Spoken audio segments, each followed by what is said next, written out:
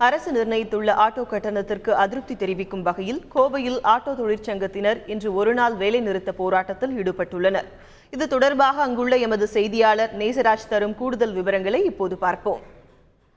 கோவையில் கிட்டத்தட்ட 10,000க்கும் மேற்பட்ட ஆட்டோக்கள் ஓடி வருகின்றன. இந்நிலையில் தமிழக அரசு அறிவித்துள்ள தமிழகம் முழுவதும் சீரான மீட்டர் கட்டணம் அறிவித்ததை அடுத்து கோவையில் உள்ள தொழிற்சங்க கூட்டமைப்பினர் எதிர்த்து இன்று ஒரு நாள் வேலைநிறுத்தத்தில் ஈடுபட்டு வருகின்றனர். குறிப்பாக சென்னையில் 1 கிலோமீட்டருக்கு 12 ரூபாயும் மினிமம் 25 ரூபாயும் அறிவித்திருந்தது. ஆனால் தொழிற்சங்க கூட்டமைப்பினர் மினிமம் 30 ரூபாயும் கிலோமீட்டருக்கு 15 ரூபாயும் வழங்க வேண்டும் என தெரிவித்துள்ளனர். இந்நிலையில் நம்மிடையே தொழிற்சங்க கூட்டமைப்பினர் சுகுமார் இருக்கார், அவர்கிட்ட கேட்போம். சார், இந்த வேலை நிறுத்தம் எதுக்காக பண்றீங்க?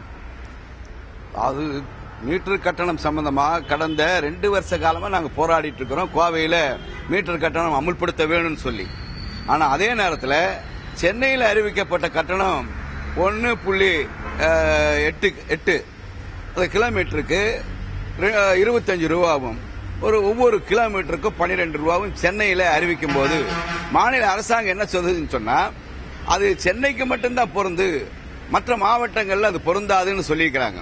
அதே சமயத்தில் அந்தந்த மாவட்டத்தில் இருக்கக்கூடிய அரசு அதிகாரிகளும் தொழிற்சங்க பிரதிநிதிகளும் கலந்து பேசி கட்டணத்தை முடிவு செய்யணுங்கிறது தான் மாநில அரசாங்கம் சென்னை கட்டணத்தை அறிவிக்கும் போது சொன்னது.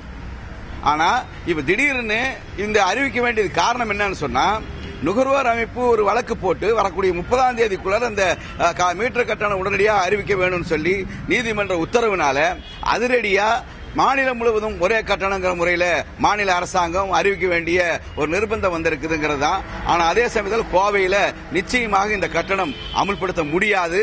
காரணம் என்னன்னு சொன்னா, நாங்கள் ஏற்கனவே சொல்லியிருக்கிறோம். ஒரு 1.5 கிலோமீட்டருக்கு 30 ரூபாயும் ஒவ்வொரு கிலோமீட்டருக்கும் 15 ரூபாய் கொடுத்தாதான் கோவையில் மட்டுமல்ல மாநிலம் முழுவதும் எல்லா மாவட்டங்களையும் அமல்படுத்துறாங்கன்னு சொல்லி தயாராயிட்டாங்க. ஆனா அதே சமயத்தில் இந்த கட்டணங்கிறது நிச்சயமா பொருந்தாது, அமல்படுத்த முடியாது அப்படிங்கறத நாங்க சொல்ல வேண்டியது இருக்குது. அதை வச்சுதான் இன்னைக்கு அனைத்து தொழிற்சங்கங்களும் இணைஞ்சு கூட்டு கமிட்டி இணைஞ்சு இன்னைக்கு ஒரு நாள் வேலை நிறுத்தமும் மறியலும் நடத்துறதுக்கு போறோம்.